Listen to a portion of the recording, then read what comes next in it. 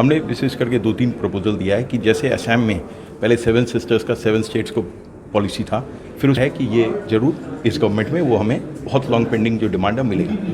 आज सिलीगुड़ी के एंटरप्रेन्योर्स जाके असम জানে না, কিন্তু আপনারা জানেন একটা চা থেকে এত বড় একটা মার্কেট, একটা বড় একটা ট্রেডিং সেন্টার শিলিগুড়ি, এটা নর্থ ইস্টের একদম এন্ট্রি পয়েন্ট।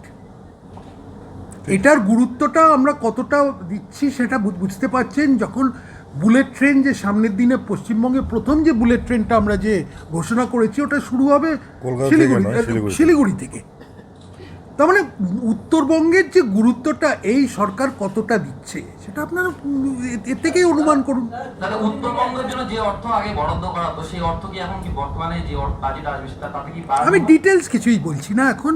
আমি বলবো যে উত্তরবঙ্গ আগে মনে করতো তারা বঞ্চিত, তারা নেগলেক্টেড। আশা করি সামনের দিনে এই ধারণাটা আমরা মুছে ফেলতে পারবো। এই বাজেটের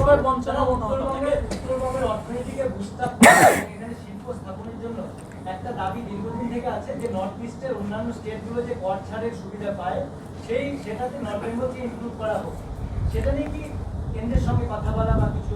এই দাবিটা অনেকেই বলেছে, পেশ করেছিল। এখন কীরমভাবে এটা সামনের দিনে আমরা কীভাবে এগোবো বা কেন্দ্রের সঙ্গে কীভাবে এটা নিয়ে কথা বলবো এটা নিয়ে আমরা চিন্তা করবো। এটা তো আমি একলা বলতে পারি না। শুনলাম উত্তরবঙ্গে কি শিল্পের পরিবেশটা তাহলে পাওয়া যাবে এরপরে? দেখুন, আমরা সারা পশ্চিমবঙ্গে একটা পরিবেশ তৈরি করতে চাই যেখানে ব্যবসা, শিল্প আর বা যে ধরনের সংস্থা ইনক্লুডিং শিক্ষা তার একটা গুরুত্বটা লোকে বোঝে। সরকার সেটা মানুষের কাছে এই বার্তাটা নিয়ে যেতে চায় যে আমরা প্রো বিজনেস সরকার, একটা বিজনেস ফ্রেন্ডলি একটা সরকার। আর বিজনেস বা ব্যবসা ঠিকমতোভাবে হলেই সামনের দিনে সমাজটাও সুস্থ হবে, অর্থনীতিটাও একটা উন্নতির দিকে যাবে। আর পশ্চিমবঙ্গ অন্য অন্য রাজ্যের তুলনায় যেমনভাবে পিছিয়ে পড়েছিল আমরা আবার আমাদের নিজেদের জায়গাটা ফেরত পাবো। আপনি কোন খাতে বরাদ্দের কথা বেশি বাড়াতে চাইছেন? আমি এখন ডিটেলসে যাব না। আচ্ছা দাদা, বলছিলাম কি যে উত্তর দিনাজপুর জেলার কালিয়াগঞ্জে প্রচুর তেল মিল ছিল, প্রায় 450-500 তেল মিল, ডাল মিল, চাল কল, অনেকগুলো প্রায় সবকটাই বন্ধ হয়ে গেছে কারণ পূর্বতন রাজ্য সরকারের অসুবিধার জন্য। এমনটা কিন্তু অভিযোগ, এটা নিয়ে কিছু ভাবছে না? সব জিনিসেই ভাবতে হবে। যেখানে মানুষের মাস্তানি, হুজ্জতি, তোলাবাজি করে সংস্থা নষ্ট হয়ে গেছিল, সেই জায়গাটায় ঠিকমতো পরিবেশ ফিরিয়ে আনতেই হবে। এটা দক্ষিণ দিনাজপুর হোক কি মালদা হোক বা যে কোনো জায়গায় হোক।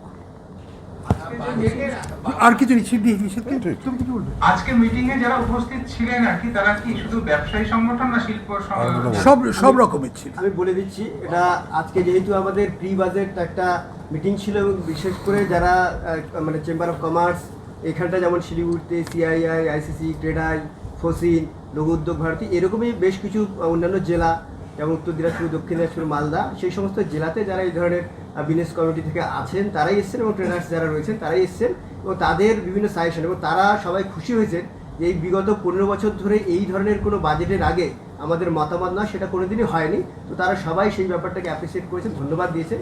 তো আমরা যে উত্তরবঙ্গকে প্রাধান্য দিতে চাই বা মানুষের মতামতকে যে প্রাধান্য দিতে চাই সেটা বারবার এখানটা আমরা দেখতে পেয়েছি। উত্তরকন্যায় এর আগে শুধুমাত্র একটা মানে মুখ্যমন্ত্রী কখন আসতেন, কেউ অন্য কোনো মন্ত্রী আসতো কিনা কেউ জানতেই পারতো না। তো এখন এই আমাদের সরকার আসার পরের থেকে এখানটা মাননীয় মুখ্যমন্ত্রী তিনি এখানটাতে বন্যার প্রাক মুহূর্তের একটা আমাদের এখানে মিটিং হয়েছে, সমস্ত জেলার থেকে আধিকারিকরা ছিলেন এবং এমএলএরা ছিলেন, এমপিরা ছিলেন। তো স্বাভাবিকভাবে আমরা উত্তরবঙ্গকে প্রাধান্য দিতে চাই।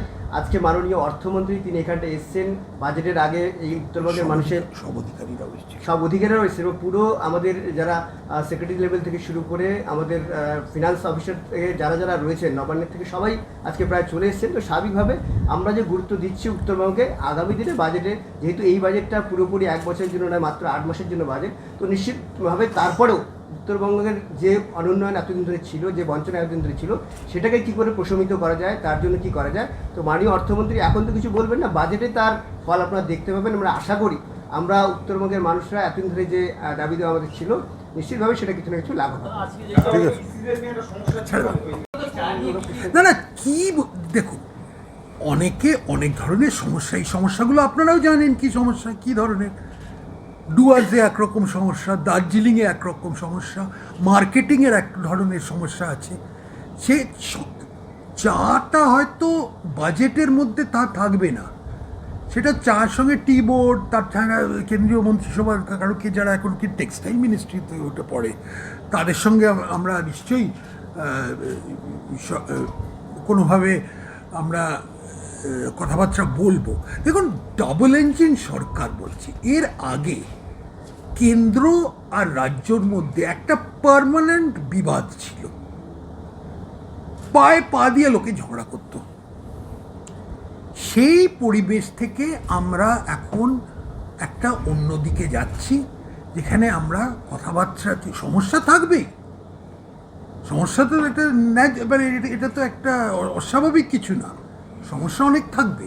সেগুলোকে কিভাবে সমাধান করা যায়, সবসময় ঝগড়া না করে কথাবার্তা বলে সমাধান করতে হবে।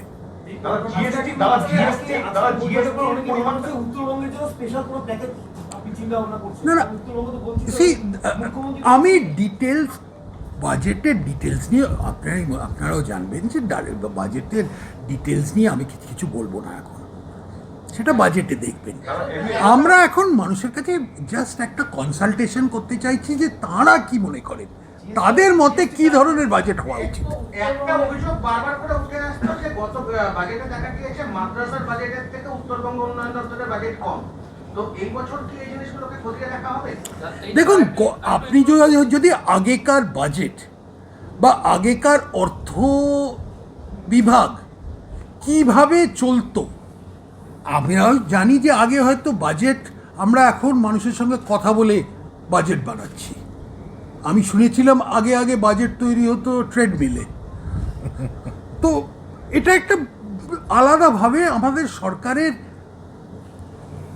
নীতি, আমাদের সরকারের উদ্দেশ্য আলাদা। আমরা এটাকে ক্যাজুয়ালভাবে জিনিসটাকে দেখছি না, এটা একটা সিরিয়াস প্রশাসনিক এক্সারসাইজ। আমরা এটাকে 8 মাসের বাজেট, এটা সামনের দিনে হতে চলেছে, এটা পুরো ফুল ইয়ার না, আপনারা জানেন। তাছাড়া আমরা কি ধরনের তহবিল উত্তরাধিকারী সূত্রে পেয়েছি সেটার কথাও আপনারা সবাই সচেতন, সারা পশ্চিমবঙ্গের মানুষও সচেতন। সেইগুলো মনে রেখে আমরা একটা বাজেট আনবো। সে বাজেটটা একদিকে আমাদের দিশাটা কি, কোন দিকে যাচ্ছি, কোন দিকে যাব সামনের দিনে, তার একটা উদাহরণ পাবেন, একটা ছবি দেখে ওটা প্রিন্ট করে।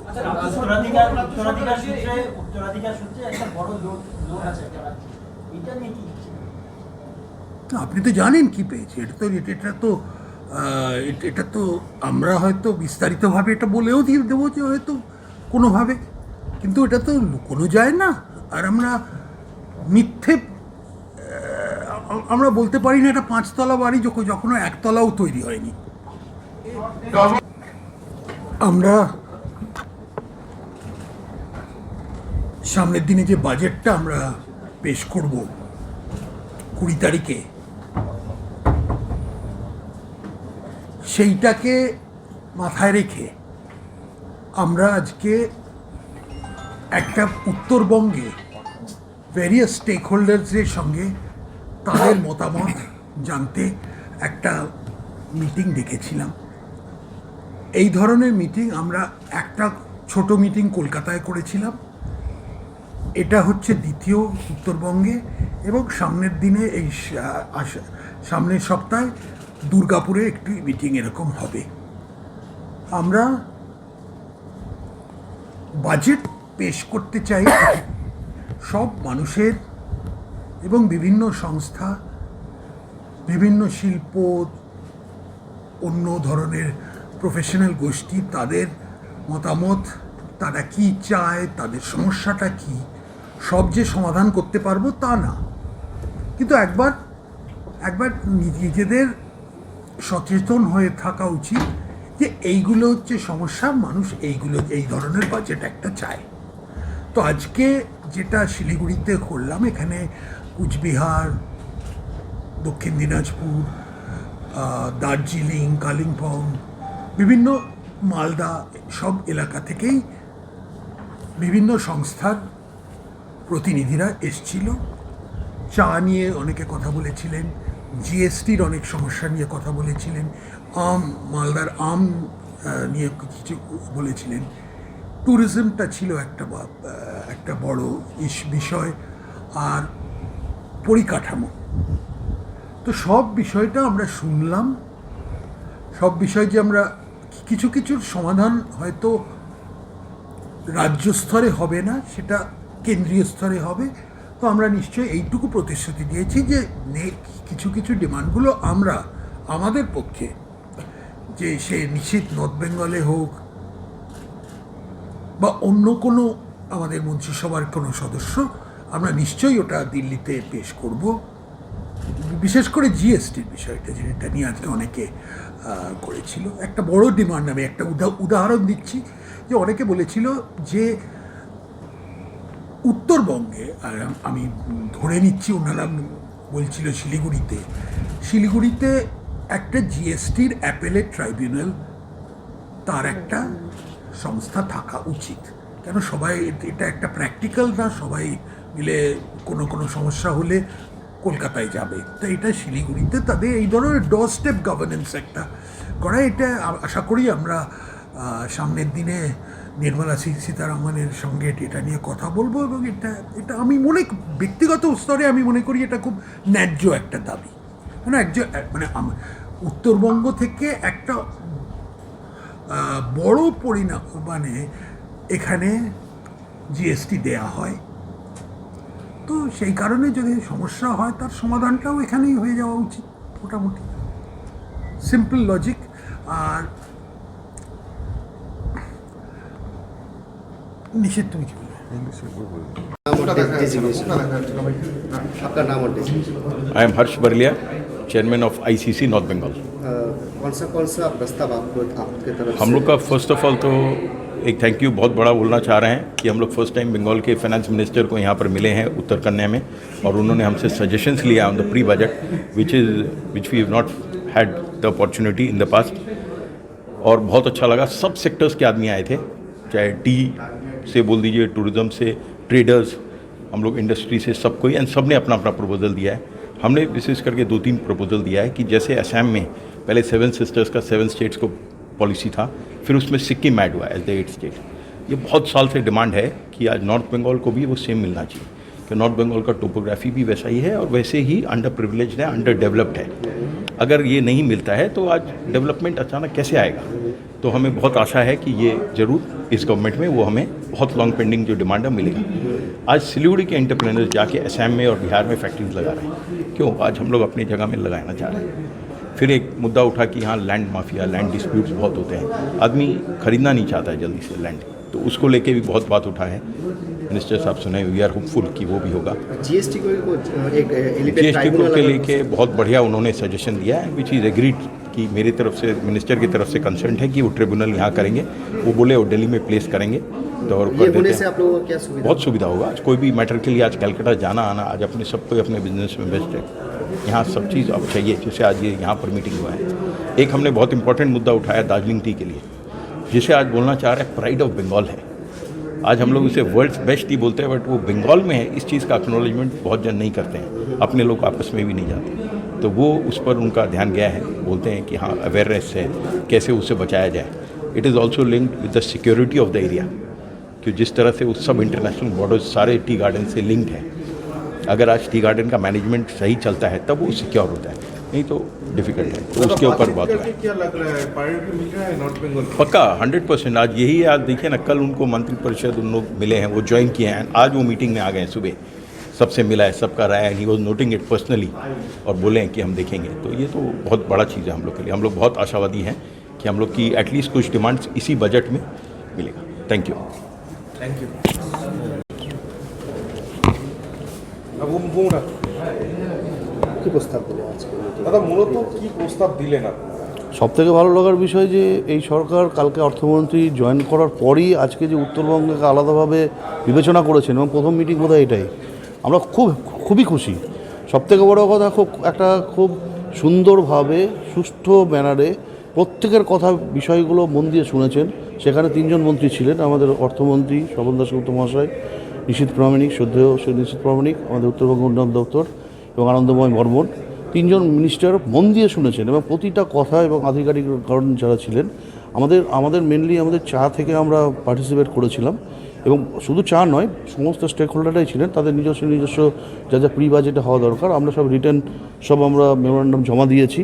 আশা করি সেগুলো থেকে নিশ্চয়ই ওনারা আমাদের বেশ কিছু প্রস্তাব ছিল, যেমন একটা প্রস্তাব ছিল যে আমাদের ইলেকট্রিসিটি ট্যারিফ যেটা রয়েছে, আমাদের ডবল ইঞ্জিন সরকার, আসামের সঙ্গে যাতে প্যারিটি রেখে সেটা করা হয় এবং আমাদের চায়ের ক্ষেত্রে যেন সবথেকে ভালো যেটা যতটা বুস্ট আপ করার দরকার যা আমাদের ধরুন আমরা বলেছি লিজের যে সমস্ত, যদি এটা বিষয় নয় তবুও শুনতে চেয়েছেন, এটা খুব ভালো লাগার, রিনিউয়াল অফ লিজগুলোকে এক্সপেডাইট করা, ইলেকট্রিসিটি ট্যারিফকে কম করা, আমাদের রোড ট্রান্সপোর্টেশনের যে আরও যদি কানেক্টিভিটিগুলো ভালো মতন হয়, বন্যা নিয়ন্ত্রণ যে প্রোটেক্টিভ মেজার্সগুলো আমরা বলতে পেরেছি, তারপরে আমাদের যে চায়ের যে আমাদের যে গ্রিন টি, অর্থোডক্স টি, তারপরে আমাদের যে সিটিসি চা, তাদের মধ্যে যে কতটা আমাদের উৎপাদন শীলতার মধ্যে যে ফারাকটা, সেটা থেকে যদি কিছু ইনসেন্টিভ এবং আমাদের সাবসিডি, পেন্ডিং সাবসিডিগুলোকে আমাদের নিয়ে আসা এবং স্ক্রিপমাইজ করে যে সমস্ত সাবসিডি সেটাকে আবার বিবেচনা করা।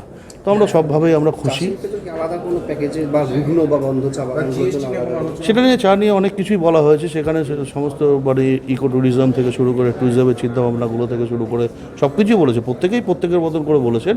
তো আশা করা যায় যাই ঘটবে সেটা ভালোই হবে, কারণ আমাদের নতুন সরকার, আমরা তো সবসময় চাইবো যে রাজ্য সরকার কেন্দ্রীয় সরকার দুজনে আমরা যখন পেয়েছি নিশ্চয়ই ভালো হবে। ভালো লাগার বিষয় কোনটা, যে কথা বলতে পারলেন এটাই? কথা বলতে বললাম, মন খুলে কথা বলতে বললাম, উনি আমাদেরকে বলেছিলেন এবং তাদের যে টোটাল মন্ত্রীমণ্ডল তারা বলেছিলেন ওপেন মাইন্ডে কথা বলুন, যেটা সবথেকে ভালো লাগার বিষয়। আমরা তো চাই একটা ইন্ডাস্ট্রিয়াল রিলেশনটা আরও খুব হেলদি হোক, শ্রমিক এবং মালিকের যে সম্পর্কগুলো, তো সব কিছু নিয়েই যদি তারা আমাদের বিবেচনা করেন সেটা তো ভালো দিকেই বলবো। আপনার নাম আর সুমিত ঘোষ, আমি secretary T association of India Uttar Banga शाखा। नवजीवन हॉस्पिटल में आपका स्वागत है। अनुभवी डॉक्टर, आधुनिक तकनीक और समर्पित देखभाल, सब कुछ एक ही छत के नीचे। नवजीवन हॉस्पिटल, जहां होती है स्वस्थ जीवन की शुरुआत। चेक पोस्ट ट्रेडियम बिल्डिंग, 3rd फ्लोर, सिलीगुड़ी।